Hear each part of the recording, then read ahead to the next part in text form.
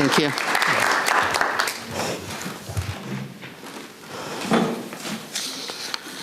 Thank you all for coming. So, as the east wing of the White House came tumbling down by the wrecking ball, all I could think of was that great Dolly Parton quote, "There's nothing like white trash in the White House." From what I hear, the White House did need something a little bigger for entertaining. Events held in a giant tent in the backyard seem a little out of place for big formal state dinners. But there are 14 acres of land around the White House. Did Trump really have to demolish the East Wing to put up an arena big enough to hold the next Shriners Convention? The President Donald J. Trump Ballroom is expected to be more than double the size of the White House. It's like putting the Superdome next to a pickleball court. Trump's design aesthetic is clearly out of sync with America's history. He's taking a stately neoclassical home and turning it into a McMansion. But then again, that seems quite on brand for Donald McDonald. And while his New York apartment was gaudy, glitzy, and fake, his Washington, D.C. style seems to be, well, let's just say a little more tacky and khaki. Like, let's just call it dictator chic. Washington, D.C. was designed to project an image of democracy and egalitarianism and simplicity, just the opposite of Trump's dictator chic. Dictators' homes are almost always absurdly overscaled. Think of Saddam Hussein's Republican palace. Think of a kid building a Lego model using cinder blocks. Dictators also like to surround themselves in gold. The Oval Office is now a gilded nightmare looking like something out of Liberace's bathroom. And did you see last week where Trump remodeled the Lincoln bedroom bathroom? He seems to forget he doesn't own that building. I wonder how an Airbnb owners would feel coming home and seeing an addition put on their house.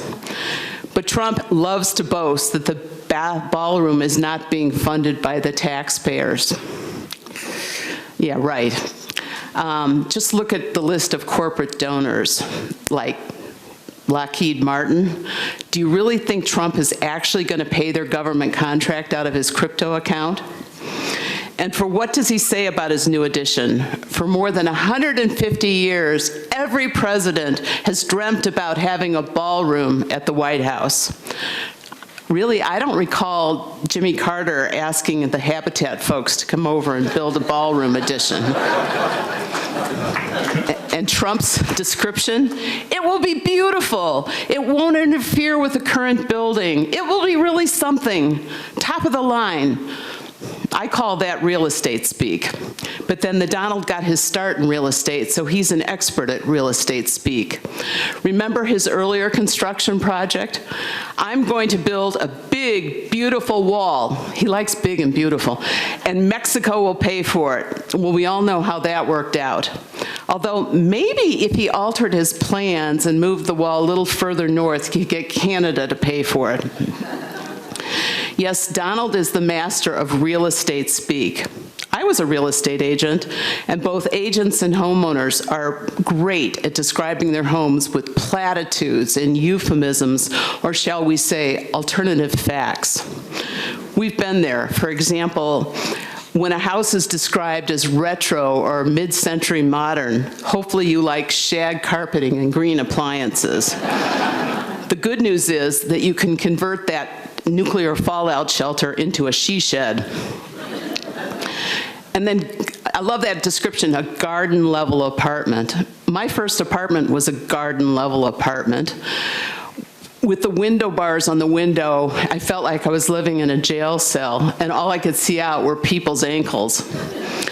The other euphemism that always kind of makes me laugh and amuses me is a house has great bones. What does that mean? That John Wayne Gacy once lived in the house? Then there's the real estate of speak about location, an up-and-coming neighborhood. Well, I I would plan on at minimum installing a security system, and better yet, consider the cost of hiring a bodyguard. Or close to transportation. Living near an airport definitely has its ups and downs. You know, maybe every 2.5 minutes. And then there's that other real estate, priced to sell. Oh, I've used that expression. Let me translate it for you. It means that the seller is delusional about the value of his house, and the agent is trying to convince buyers that it's properly priced. Or motivated sellers, that usually means the sheriff has already dropped off the eviction notice.